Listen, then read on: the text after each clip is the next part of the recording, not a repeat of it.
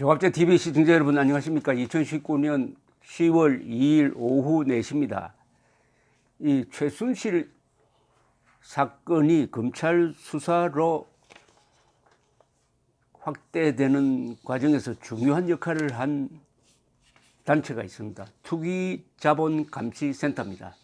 투기자본감시센터 당시에 대표 오세택, 김영준, 윤영대 이 센터가 2016년 9월 29일 안종범, 최서원 재단법인 미르 대표 및 이사, 재단법인 K스포츠재단 대표 및 이사, 정경련 회장단 64개 대기업 대표를 특가법상의 뇌물죄, 특경법상의 배임죄로 서울중앙지검에 고발함으로써 최순실 사건 수사가 진행되었습니다. 검찰은 이런 경우에 고발장이 접수되면은 그것을 계기로 삼아서 수사를 자연스럽게 하는 수가 있는데, 바로 이때 그 단초를 연 게 투기자본감시센터입니다. 투기자본감시센터는 이른바 진보진영 또는 좌파단체로 알려져 있는데, 이 단체가 오늘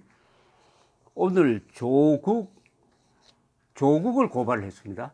조국을 대검찰청을 방문해가지고 조국 장관과 정경심 동양대 교수를 비롯해가지고 사모펀드 운용사, 코링크 프라이빗 에쿼티 관계자 등 7명을 공직자윤리법, 특정범죄 가중처벌 등에 관한 법률 위반 혐의로 고발을 했습니다.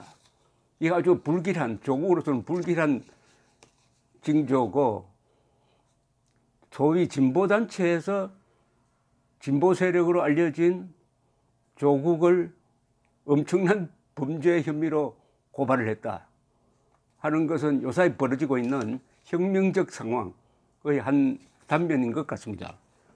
이 투기자본감시센터는 고발장에서 이렇게 주장을 했습니다. 정경심 교수가 자문료까지 받으며 기업의 사업 확장에 이익을 주었는데 조 장관이 몰랐을 리 없다. 조 장관은 검찰 개혁을 주장할 게 아니라 구속 먼저 돼야 한다라고 주장을 했습니다.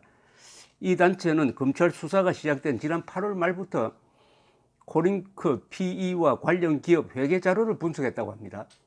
특히 정 교수가 WFM의 자문료를 받기 시작한 2018년 11월에 집중했다는 겁니다. 정 교수는 지난달 18일 자신의 페이스북을 통해서 WFM으로부터 2018년 11월부터 2019년 10월까지 영어 교육 관련 컨설팅을 하고 보수를 지급받는다는 내용이 담긴 겸직 허가 신청서를 공개를 했어요. 신청서는 정 교수가 속한 동양대에 제출되었고, 최승예 동양대 총장은 WFM의 고문 계약 체결일 12일 뒤에야 겸직을 승인한다는 사인을 했습니다. 그런데 이 투기자본센터에서는 이 부분에 초점을 맞춰가지고 조사를 했는데, 2018년 11월부터 WFM이 익성과 2차 전지 음극재 관련해가지고 10억 원 규모의 공급 계획을 체결한 뒤 공시를 한 자료를 근거로 해가지고 WFM과 정 교수의 잡료 계약은 중국 업체에 신뢰를 실어주는 중요한 계기가 됐을 것이다. 즉 WFM과 코링크 PE 간 자금 거래도 이것은 뇌물로 봐야 한다. 그러면서 조 장관이 부인 등을 통해 66억 5천만 원을 뇌물로 받았다고 분석을 했습니다. 이걸 뇌물로 규정을 해요. 지금 이 복잡한 사모펀드에서 일어난 수익금을 조 장관이 부인을 통해 받은 뇌물로 이렇게 규정을 했습니다. 이 검찰도 그런 생각을 가지고 있는지는 모르지만 감히 이렇게 이야기하지 않는데, 이 투기자본센터는 이 고발을 잘하는 곳이니까 아주 핵심을 집어서 66억 5천만 원의 뇌물을 받았다, 부인을 통해서, 이렇게 고발장에 쓴 겁니다. 이 유류 판매 업체를 하다가 WFM 대표를 맡았던 우모 씨가 55억 원 상당 주식을 코링크 PE에 무상으로 준 것과 가로등 전멸기 업체인 웰스 CNT가 단기 대여금 명목으로 10억 원을 조 장관의 오촌 조카 조모 씨 등에 전달한 것도 모두 뇌물로 규정을 했습니다. 그런데 이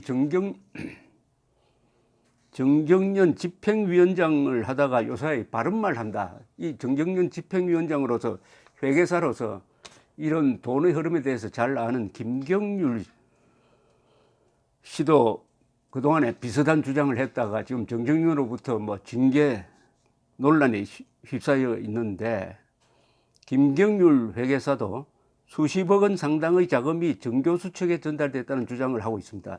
그는 조 장관 오촌 조카의 기적과 같은 귀인들이 나타나 13억 5천만 원에 산 익성 주식을 40억 원에 사주고 상장사 WFM 주식 53억 원 어치를 그냥 줬다.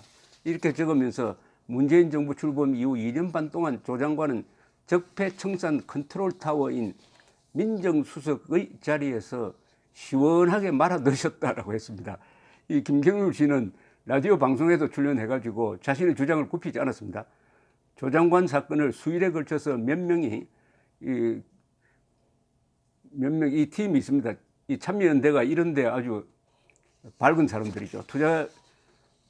투기자본감시센터도 마찬가지고 이 회계, 특히 대기업의 회계 부정이나 이런 데 대해서 아주 집요하게 물고 늘어지는 이 어떻게 보면 싱크탱크를 갖고 있는 곳에서 조국에 대해서 아주 포커스를 맞춰가지고 면밀하게 돈의 흐름을 추적해가지고 투기자본센터는 66억 원의 뇌물, 조국이 받은 66억 원의 뇌물이라고 이 특정을 해가지고 고발장을 냈으니까 이게 검찰이 수사하는데 상당히 좀 뒤침을 받을 만한 사건이고 사실은 놀라운 사건입니다.